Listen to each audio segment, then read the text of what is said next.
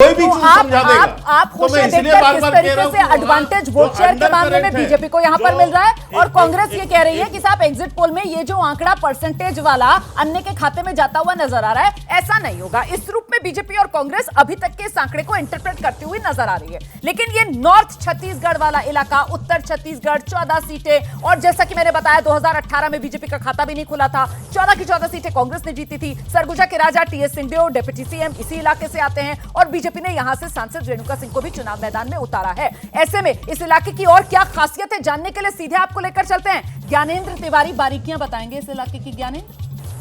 रोमाना, बहुत धीरे से आप आ जाती हैं मेरे पास, वैसे तो पूरे एनर्जी में रहती हैं आप। जैसे ही कहती हैं ज्ञानेंद्र बताएंगे तो आप बहुत स्लो हो जाती हैं भाई। उतने ही उत्साह के साथ आया कीजिए। पास कर देती हूं ना आपको। नहीं बिल्कुल नहीं। मैं आपसे ये कह रहा हूं कि खासियत क्या है। खासियत छत्तीसगढ़ में इस इलाके की यही है कि यहां से अंतिम लास्ट में उप मुख्यमंत्री बनाया गया। वही उप मुख्यमंत्री अब कह रहे हैं नतीजों के पहले कि मुझे लगता है कि अगर मुख्यमंत्री नहीं बनाया गया तो औचित्य नहीं है चुनाव लड़ने का। ये पूरे 5 साल चला है रोमाना इस इलाके में। और बृहस्पति सिंह वो विधायक हैं जो कहते हैं कि टीएस सिंहदेव मतलब उनके ही सरकार में जो मंत्री हैं उनसे जान का खतरा है।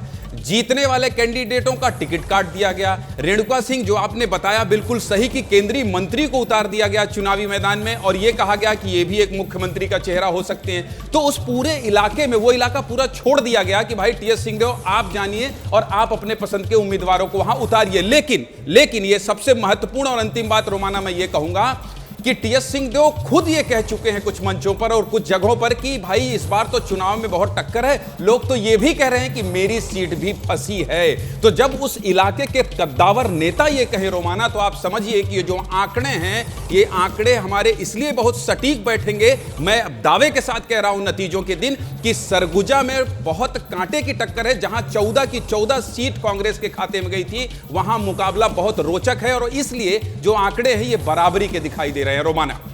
बिल्कुल, बस इंतजार कीजिए। अगला रीजन जो सबसे बड़ा रीजन है छत्तीसगढ़ का, जहां से 64 विधानसभा सीटें आती हैं और जिस रीजन के लिए कहा जाता है कि यही वो रीजन है जहां से तय होता है कि छत्तीसगढ़ की सत्ता में कौन आने वाला है, उसका आंकड़ा खुलने वाला है। और इस बीच जल्दी से एक क्विक रिएक्शन लेते हैं। जो नेशनल एक्सपर्ट्स हमारे साथ मौजूद हैं उन्हीं का रुख करते हैं। विजय जी, ये जो दोनों आपने रीजन दिखाए हैं नॉर्थ और साउथ का, उससे साफ लग रहा है कि अब जो आप अगला रीजन भी दिखाएंगे, भारतीय जनता पार्टी बिल्कुल नेक एंड नेक फाइट पर आ जाएगी।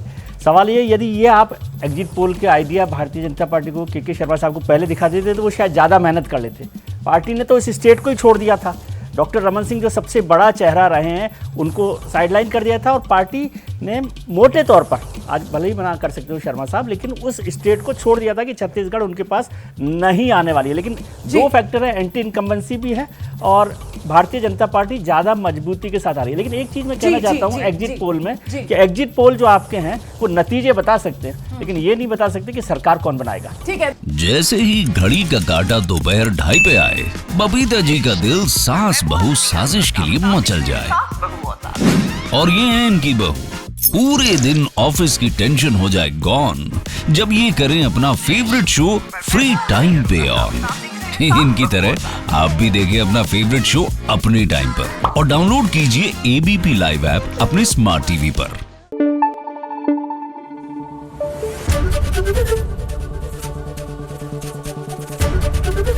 एबीपी न्यूज आपको रखे आगे।